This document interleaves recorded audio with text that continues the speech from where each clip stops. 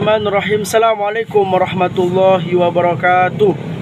Puji syukur kehadirat Allah Subhanahu wa taala yang telah mana masih memberikan kita beribu-ribu nikmat sehingga kita dapat berkumpul di YouTube yang kita cintai ini. Salawat beriringkan salam, mari kita hadiahkan kepada ruh junjungan alam Habibullah, kekasih Allah, dengan mengucapkan Allahumma sholli ala Sayyidina Muhammad wa ala ali Sayyidina Muhammad. Semoga kita mendapatkan syafaat di yaumil qiyamah, amin ya rabbal alamin.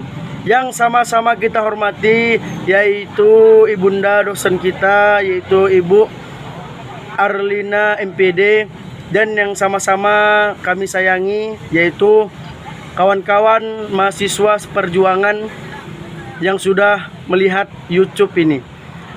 Kami dari kelompok 2 strategi pembelajaran SKI, yaitu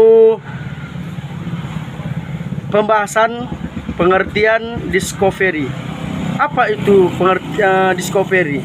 Discovery e-learning adalah yaitu strategi pembelajaran yang cenderung meminta siswa untuk melakukan observasi, eksperimen, atau tindakan ilmiah sehingga mendapatkan kesimpulan dari hasil tindakan tersebut.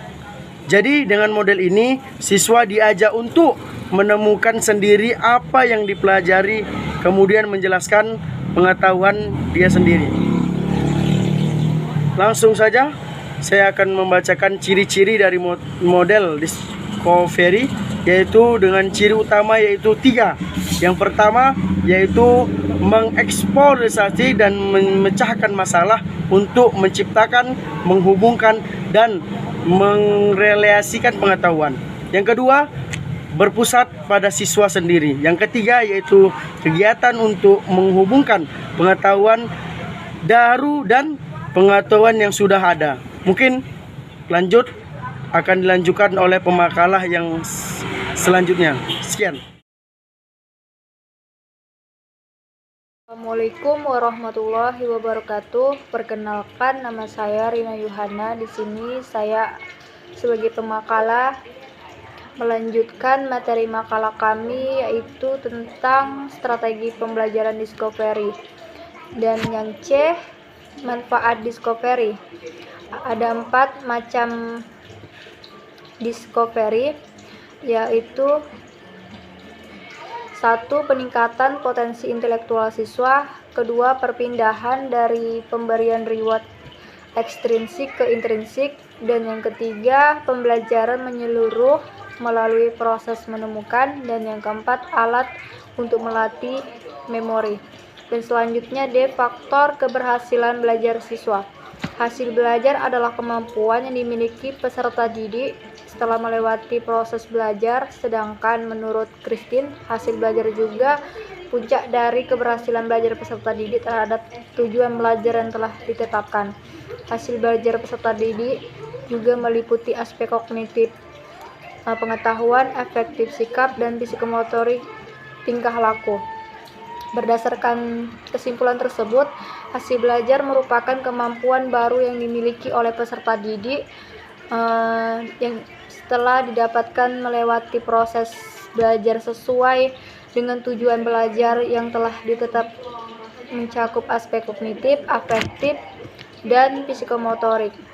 Hasil belajar juga merupakan proses yang cukup kompleks. Hasil belajar siswa dipengaruhi oleh beberapa faktor yang mendukung, yaitu diantaranya 1. Faktor internal meliputi faktor fisiologis dan psikologis, dan yang kedua, faktor eksternal meliputi faktor lingkungan dan non-lingkungan sosial, dan peran siswa, peran guru, serta model yang digunakan dalam pembelajaran. Mungkin itu saja yang dapat saya sampaikan. Saya lanjutkan kepada pemakalah selanjutnya, yaitu Safira.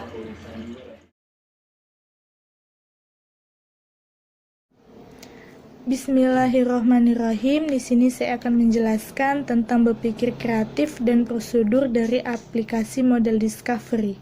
Yang pertama, saya akan menjelaskan tentang berpikir kreatif terlebih dahulu. Berpikir kreatif adalah proses berpikir yang menghasilkan berbagai macam kemungkinan jawaban. Berpikir kreatif terkait dengan pemikiran kritis. Hanya saja pemikiran kritis adalah pemikiran yang sangat luas dan mendalam, sedangkan berpikir kreatif adalah pemikiran yang sangat sederhana. Berpikir kreatif mencakup kebiasaan-kebiasaan dalam berpikir. Di antaranya yang pertama, ikut memberikan perhatian ke dalam berbagai macam kepentingan. Yang kedua, menghilangkan batasan-batasan antara wawasan dan taksiran. Yang ketiga, melahirkan, memelihara, dan mengabadikan tingkat standarisasi.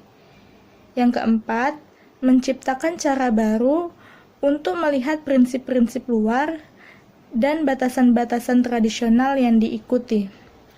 Yang kedua, tentang prosedur aplikasi dari model discovery. Prosedur aplikasi dari model discovery ada 6.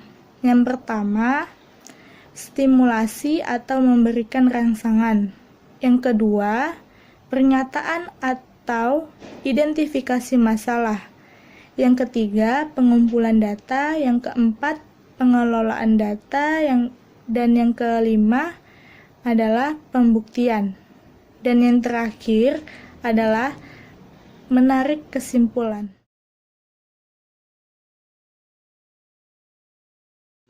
Assalamualaikum warahmatullahi wabarakatuh.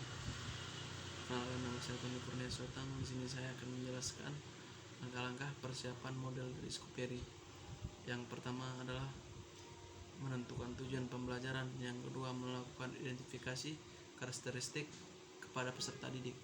Yang ketiga, memilih materi pelajaran kepada peserta didik. Yang keempat, menentukan topik-topik yang harus dipelajari peserta didik secara induktif. Yang kelima, yaitu mengembangkan bahan-bahan belajar yang berupa contoh-contoh ilustrasi seperti tugas dan sebagainya. Langkah-langkah pembelajaran model Discovery. Langkah-langkah pembelajaran dengan model Discovery yaitu 1. Memberikan silabus kepada peserta didik. Yang kedua, mengidentifikasikan permasalahan yang relevan dengan bahan pembelajaran, merumuskan masalah, kemudian menentukan jawabannya. Yang ketiga, membagi peserta didik menjadi beberapa kelompok untuk melakukan diskusi. Langkah-langkah pengaplikasian model Discovery, yaitu langkah-langkah pengaplikasian model Discovery yaitu menentukan tujuan pembelajaran. Kedua, melakukan identifikasi karakteristik siswa. Ketiga, menentukan materi pelajaran. Yang keempat, menentukan topik-topik yang harus dipelajari siswa secara induktif. Terima kasih. Sekian dari saya. Wassalamualaikum warahmatullahi wabarakatuh.